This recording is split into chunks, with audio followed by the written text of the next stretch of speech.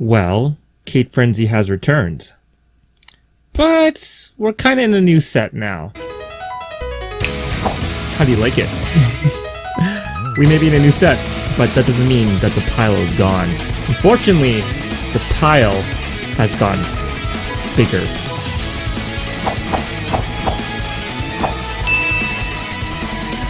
What am I gonna do?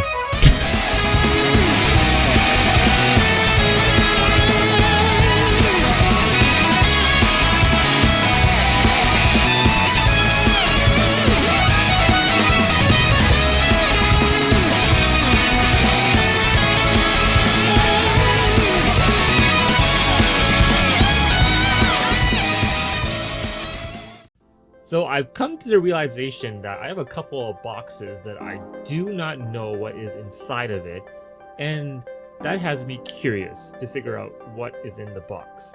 So for this week's episode, I'm going to open a random box in the pile.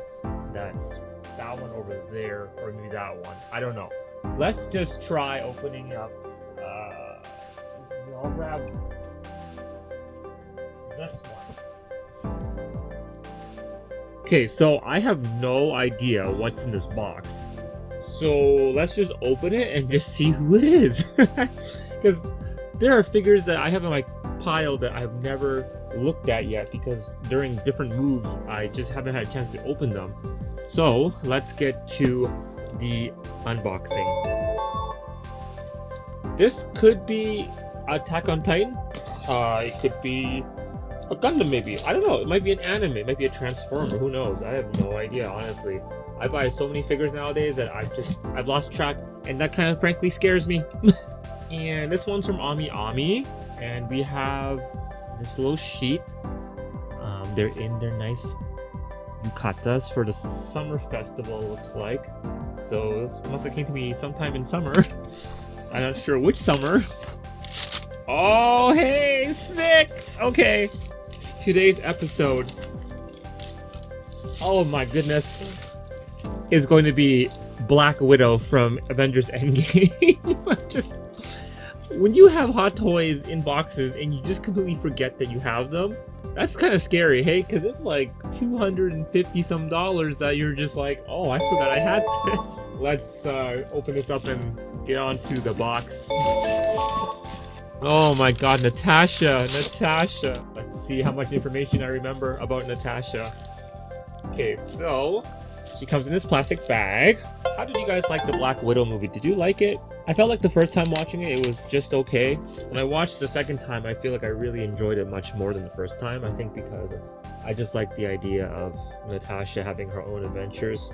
And it took a long time for her to finally get there, you know? So this was Natasha's supposedly final appearance in the Avengers line, but we also had the Black Widow movie, as I just mentioned. For this box, we have this really beautiful picture of Black Widow, and then we also have like this really nice red kind of vibe with the Avengers logo, 1/16 scale, number MMS, which is Movie Masterpiece Series number 533. So they've had 533 of these hot toy figures at least. There's way more now, especially with the Eternals coming and Shang-Chi and like all the Spider-Man movies. No Way Home was fantastic, and like we have a very, very long line of collections coming, and we're gonna be super broke after these ones. On this figure too, on this box, we have the Black Widow logo right there, and then on the back side we have the top that shows Black Widow with the Avengers logo. On the back, this really bright red background, and it has a bunch of warnings on it.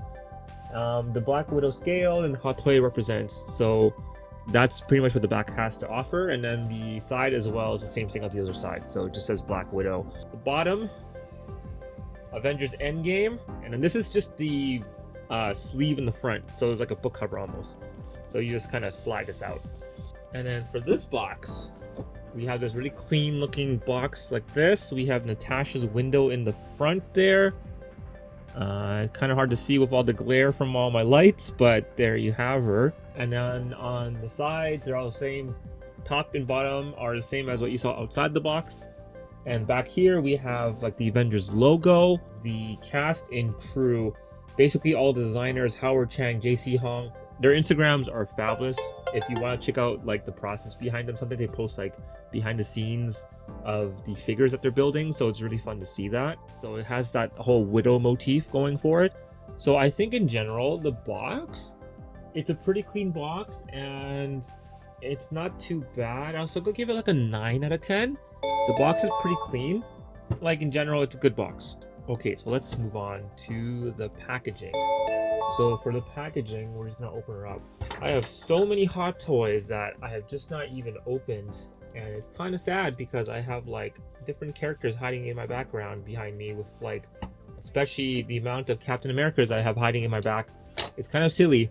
A lot of times collectors, you know, they don't like to open their box, especially these hot toys. But for me, I like playing with them, so they're gonna be open and they're gonna super depreciate in value. And I'm okay with that because these are meant to be displayed and meant to be played with because that's what they are. I mean, like, maybe not meant to be played with, but for adult collectors, some of us do like to play with them. Okay. So for this packaging, we have her in this clamshell box. One's black, one is clear. And then for the most part, she is secured by just the top here. This is held down just by sheer force. There's no tape anywhere around the sides like most models are. There are little indents to keep it in place. There's also the instruction manual right here on the bottom as well. Okay, so we're just gonna open this up. So it just slides right off. Oh, careful, careful. Oh, okay, no. Okay, so we have like her hand pieces here. We have additional joints, and then her legs and her body are covered in this nice plastic. So the only thing covering this was this, and then just her body was covered in this plastic. So overall, the protection isn't super good. I remember older Hot Toys, I feel like they had more protection on them. Oh, that's interesting. This part is actually taped to the top of the box. So there's a little like neck brace right here that helps keep her in place in case she doesn't move around. Okay, so she has plastic on top of her head. And then there's also one on her hair braid. One on her hand here, which slides right off. There's a frontal piece right here. Then there's this one right here. And then there's the two legs. These ones, I remember these always on all these Hot Toys, the ones on the legs. There we have Natasha. Now inside the case, we also had like a silica gel right here as well. And then this thing also, the stand had this protection layer on it. Stand. Okay. And then her stick is actually just underneath there as well. There's not much going on with this one. This one, I mean, her legs and arms are protected and her head and hair, which is nice. And there is actually, now that I look at it, there is additional plastic right there on her neck. Pop her head off. Really easy. And we're just gonna pop off this little part. This is just for protection so it doesn't rub against the skin. It's okay. Like, it's not super secure. I actually think that even like Kara, like the Detroit model I did, was a bit more secure than this one. It's kind of disappointing actually that there wasn't as much packaging on this one as it should have been. But it was secure, so I'll give it like a 7 out of 10. Now let's just talk about the stand for just a quick second, just so I can talk to you about the stand, just for assembly purposes. Here's the stand, here's the stick. Oh, this one's stiffer this time. Okay, you just put it into place. That's it. Super easy. The Hot Toy stands, I'm never a huge fan of because literally it's, you just hold them by the crotch. This thing extends outward so you can adjust how high you want the figure. But other than that, like, I never really like these. I like the ones that curl around, but I think they're probably worried about it scratching against the fabric. So they usually have these kind of stands where you just put them like this and they just kind of sit there with their crotch being held. I don't know. I don't really like these stands. I want more of a Figma base, or even like a back's, maybe even a hole in their back. But then I guess it wouldn't be like a really high quality model if there was a hole in their back, right? So you do what you have to do to make these figures look nice. This is probably their only way to make it look good, but I wish the stands were a bit more interesting, or at least had a little bit more leeway to them, because these stands are not very fun. You know what? Let's move on to talking about the stats. Today's figure is Natasha Romanoff, aka Black Widow, aka Scarlett Johansson. The series is Marvel's Avengers Endgame from the acclaimed company Hot Toys. She is in the 1/6 scale, which means she has a height of 11 inches, a width of 1.5 inches, and a length of 3 inches with her arms down. Her original cost was $319.66 Canadian. My cost with duties was $353.49 Canadian. Her original release date was August of 2020. August? It was 2 years ago? What the? So for this review, we're going to be doing the same thing as we did for Nadeshko's video, which is we're going to go to the table view, because that is just the easiest way to do these figures, because there's so many individual parts. So let's move down to the table. Let's talk about the sculpt and the paint. So for the Black Widow Hot Toys, the first thing we have to talk about is the incredible head. Let's just pop this right off and talk about this. So for Natasha, this head is incredible. Like, the amount of detail work that they put into his face is astounding. The eyes, they glisten as if they're real. The lips are very realistic. The nose is very on par with the real Scarlett Johansson. They have come a very long way when it comes to these faces. How long? Let me show you. I'm gonna go grab the other hot toy of Natasha from the Avengers original series. Here's what they look like now. Just in comparison, you can see how much of a difference like 10 years has made on this franchise. You can see the difference in the paintwork, the sculpting, like even the nose shape, the way it's like formed. It's very different from each other. And just even the general like glisten in the face is very different. Like, it seems like they've really improved. Like, here she had makeup down her side of her cheek. Here it's kind of more or less pronounced, and there's more kind of darker shading around the under eye, you know? And then like this is like the young Scarlett. Like, it's very different from the original, and you can even tell as I'm holding it that this one used to have rooted hair, so this kind of hair wig, while this one now has sculpted hair. Hot Toys people have always requested that we have sculpted hair, just because sculpted always looks better than this hair, because if you just have her by herself like this is kind of nonsense. She looks like a Pantene Provine hair model. It's kind of all over the place, and it's very hard to manage, especially because you have to style it and everything. I mean, it's nice having sculpted hair in some parts, but rooted hair also has its benefits sometimes depending on the figure. But in this situation, I think I prefer the sculpted hair over the rooted hair. So that is one nice bonus about the newer versions of these figures. And you know, like, just looking at this, like, side comparison view, it's so different. Like, there's such a different subtle differences that really make it look like Scarlett. And I think it's those subtle differences that they really improved upon over the years, and just in general how much they have really worked on the face sculpts for over these 10 years. It's really quite something else. It's kind of eerie looking at these, because it's almost like that uncanny valley thing where it just has such an impressive look to both of them. Even though this one is further off from Scarlett as we know her, this one and this one together in this view make it look so unnerving, because they're just so close to the actual thing, you know? It's kind of nice and kind of horrifying in the same way. So the fact that these figures have improved so vastly over 10 years is really quite the accomplishment. It's just the minor things that really make these figures pop out. Now with the original Black Widow, like, we had a colored hair system that was just, you know, just a single color, right? But the newer version, because it's painted, you can actually add a lot more detail into it, right? Because you can add all that shading. So you have like the dark shades in here. Natasha is supposed to have a piece of blonde going through her hair, because during the Avengers Infinity War scenario, there was a blonde Black Widow because she was running and hiding from the public. So she had a different hairstyle, and when it grew out, it had blonde pieces in throughout that ponytail, but we don't have that here. It's like there, but it's very unnoticeable. In fact, I don't really see yellow at all. So that's one thing on this figure where it's kind of off. It's not the same as it should be, but it's not a huge steal, but I really did enjoy that yellow part in the braid. So to me, that loses a little bit of appeal points just because it's not super accurate.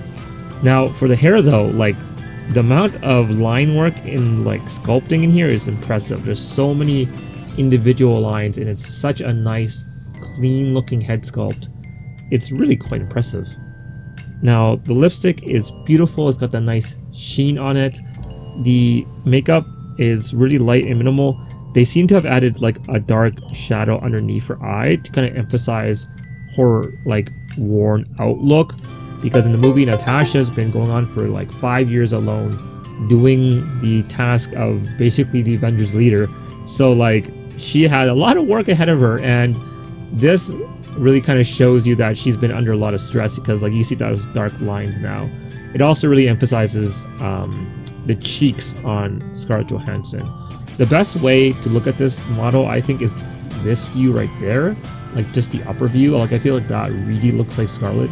Same from like this specific angle right here, and also like this angle right here. It super looks like her. The newest Black Widow Hot Toys for the movie does also improve on this, and hopefully I want to get those, but these guys are very expensive. So I'm hoping to see the other improvements they've done on the final sculpt of Natasha's head, because I kind of wanted to see how they did this. But in general, this is fantastic.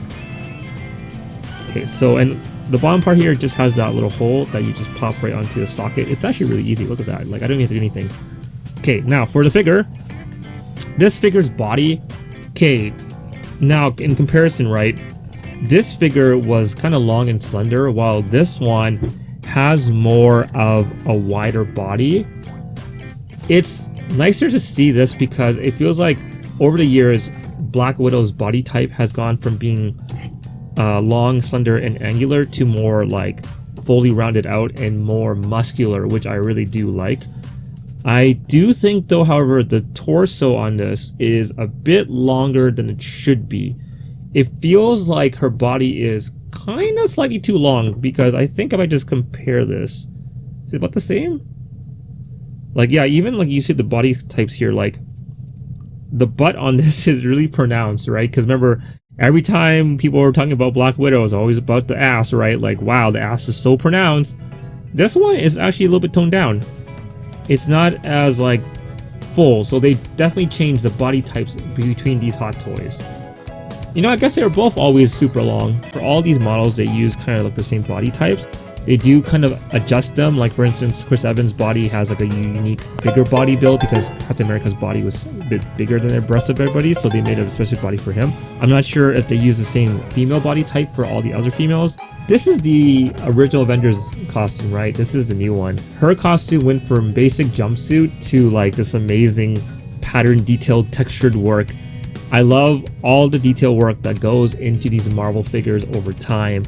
And like just seeing these two next to each other, it's been such a journey looking at these different figures as they are now, because like we went from this vinyl like plastic to like this really interesting smooth fabric that's textured, and it's like it's so cool seeing the progression of these figures and costumes and like the 10 years of changes. It's amazing. As a collector, it hurts our bank, but we are very excited to see the new changes, the new outfits, the changes in the body types, the changes in like the joint structure based on feedback. They've gotten really good at making these figures. You can see up close that she has a lot of texture work done on her body here. You can see it in the very clean looking sheen on her body. You see all that texture. We also have all these imprinted designs on it.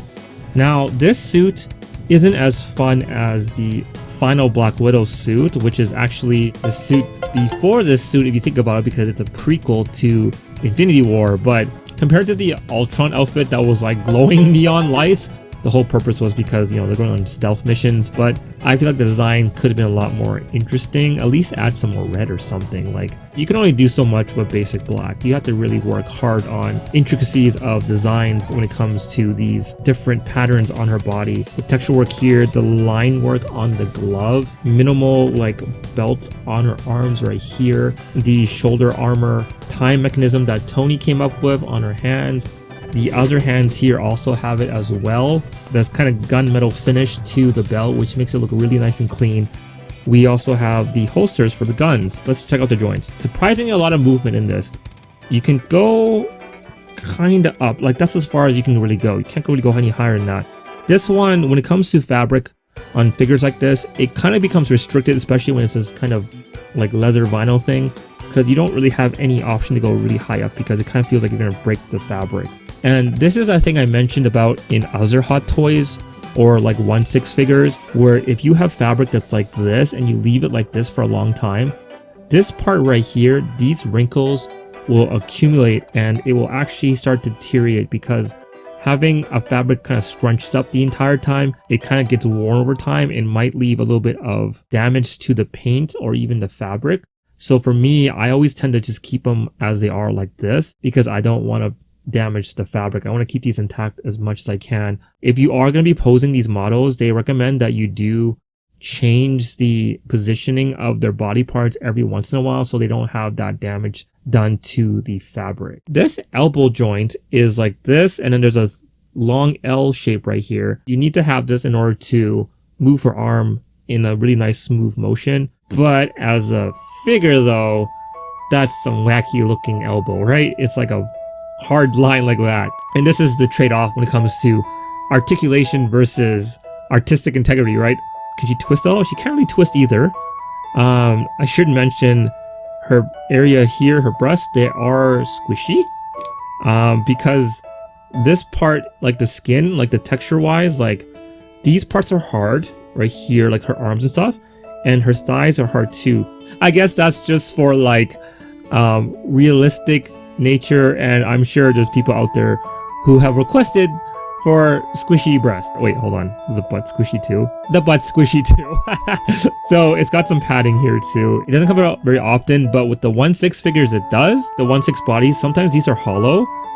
Sometimes they're like full on solid. Even on male figures too, like sometimes they're like squishy, and it's kind of fun. Just like a little side note for everyone to know.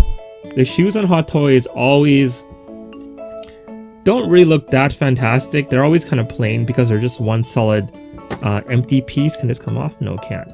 Like the original ones, like they kind of just like pop off like this, and they're always like these solid plastic pieces that aren't really that interesting. They're not really nice, but do have like the treading here. So like she can stand on her own. You don't really need to stand. With the stand, you know, you want to use the crotch holder, and you can just put her like that and she'll just kind of sit, but you kind of need to like really get in there into her crotch in order for her to stand properly like that. Yeah, I'm still not a fan of this stand. You can't really go that far with her. Oh, this part kind of folds too. Okay. Can she bend backwards? Not very much, right? Because the fabric restricts that. The knee joint's here, so this should be over here when it's bending, but that's not a big, huge deal. Maybe they should have made this like an actual piece on the body so it bends with the knee. She can barely move to the back, so her legs don't really have very much motion with this suit. How far can she go this way? Not very far. But this one was a little bit more stretchy. You can kind of go a little bit further with this one because of this material. Let's look at the accessories. The guns. Do they... Oh, they do! They have the little magazine. Oh, that's hilarious. I was always excited to see this on Kara's model. Fit right into her holsters right here. Her stun batons, they just kind of insert right here onto the back of her pouch. I like that they started adding this to her back so she can just carry one of the weapons with her. So it makes sense how she carries her weapons. It also helps with her silhouette, because before Black Widow was just like a straight line. There wasn't really much going on. You would definitely be able to recognize her body now because of these little pointy things at the ends. Okay, so this one actually has like, you see that? There's a little small hole for it right there. That's kind of interesting.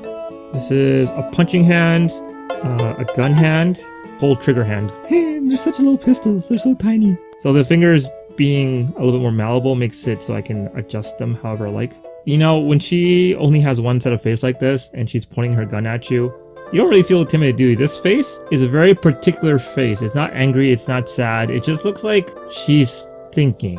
I don't know, she just doesn't seem very intimidating with this face, especially for a price of $300. There could at least be a second head. This one was a little bit lacking in terms of accessories, honestly. They also include you extra joints in case these break. Oh, something just occurred to me. The gun is also fully articulated. Look at that! Look at this little thing. Little like accessories like this that have stupid little things like that is what makes these models so damn expensive, but it's appreciated because it puts a smile on your face, right? So the batons are something that most Widow fans are aware of. She uses these weapons mostly throughout the different movies. She has a lot of different variations of these batons. Sometimes they're stun batons, sometimes they're just really hard, like plastic. They have some design work on them, like you see there. And then there's also like the grip work on the handle as well. And then normally if she has to fight long range, she will go like this and slam them together, which creates the staff. Like when I see Widow fight, it always excites me more so than like, let's say Thor or Iron Man, just because I really like the intensity of a close-up fit fight. And that comes from like years of watching like 90s Hong Kong cinema, you know? So the stand has the red Widow logo. It's got the Avengers Endgame logo. It's got the Black Widow name. The old figures used to have a piece of like plastic covering this part right here to protect the name. So this one doesn't actually have it. And then the bottom just has like the Hot Toys Limited Reserve.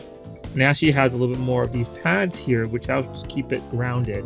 You know, without a really fun stand and the fact that she can't really pose too much means that she doesn't really have many options when it comes to interesting poses. But any more elaborate, and this figure would be like encroaching the $500, $600 mark. So maybe we'll just leave it at like the flat stand. Based on the overall appeal, I think I'm gonna give it a 9 for the sculpt. And then for the paint job, it's definitely gonna be like a 10. Despite it missing the yellow here, I still think the paint on this is phenomenal, especially when it comes like to the whole facial structure. This really looks realistic. So like this will definitely deserve a 10 out of 10 for the paint job on this one. And then for the overall appeal, well, let's just take a quick glance at her, shall we?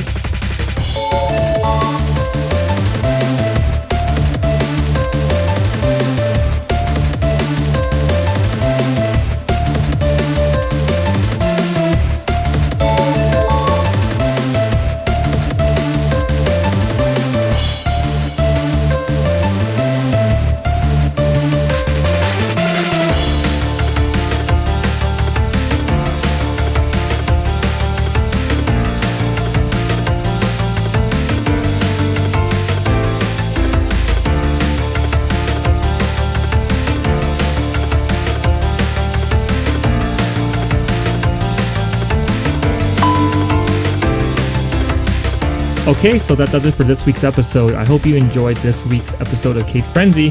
We'll see you again next week with a brand new figure. See you again.